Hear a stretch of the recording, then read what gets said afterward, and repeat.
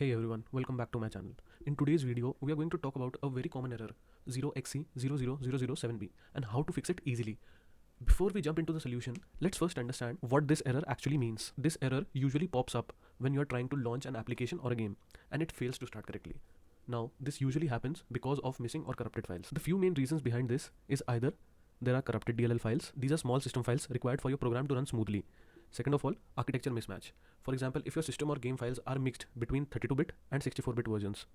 Thirdly, missing permissions. Sometimes the app doesn't have administrator rights to run. Fourthly, corrupted game files. If your installation isn't complete or has been damaged. And fifthly, outdated drivers, especially graphic drivers, which can also trigger this issue. So basically, error 0xC00007B means something's not matching up or missing in your system setup. In the next part of this video, I'll show you the step-by-step fixes to get rid of this error once and for all. So make sure to watch this till the end and don't forget to like, share and subscribe if you find this helpful. Now your first step is going to be, you are going to check whether your Windows is updated to the latest version, and once if it's updated, then we'll go on to the next step. But if it is not updated, you need to first update it and then proceed to the next step.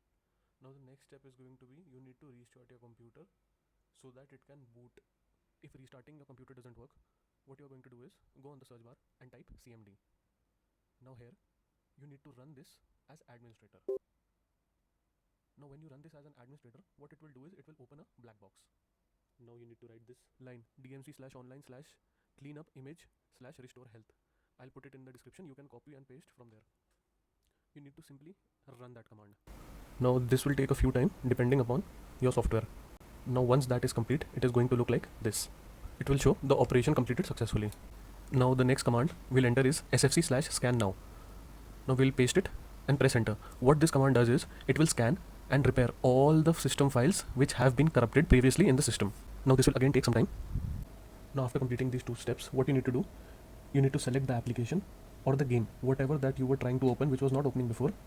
Now right click on that and try to run that application or the game as an administrator. Now most of the times, just following these three steps usually works. But if you're still facing any problem, make sure to follow the remaining steps provided in the video. Now the fourth step will be to make sure that your graphic card or any other drivers are all up to date. Now for the fifth step, what you can do is you can basically reinstall the application. First you need to uninstall the program or the game and then reinstall it. You can also reinstall the DirectX and .NET framework. Now you might have these already installed in your PC, but what you're going to do is you're going to uninstall them and then reinstall these and make sure to keep them up to date. You can download these from this website. I'll pin the link in the description. Now before downloading this, what you need to make sure is you're going to come to the search bar and type in control panel. Now as you open the control panel window, you need to open program and features and select this option, turn Windows feature on or off.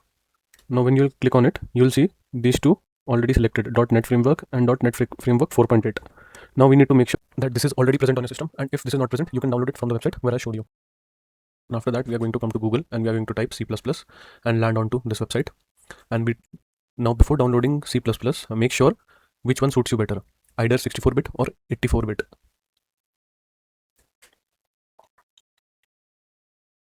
Download whichever that runs with your specific application or your game. Now the next step will be to download DirectX, and when it is done, you need to restart your computer after installing both these. Now when your PC restarts, what you need to do is you need to right click on the application or the game and run it as administrator. The last two steps are probably the most important.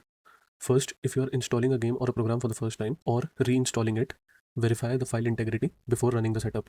This can help identify missing or corrupted files before you start the installation. Second, check whether Windows security or your firewall is blocking the setup or application. If it's being flagged incorrectly, you can add the file or application as an exception through Windows security settings. If you want, I can make a separate video showing you exactly how to add a game or an application as an exception in Windows security. Thanks for watching. Don't forget to like and subscribe.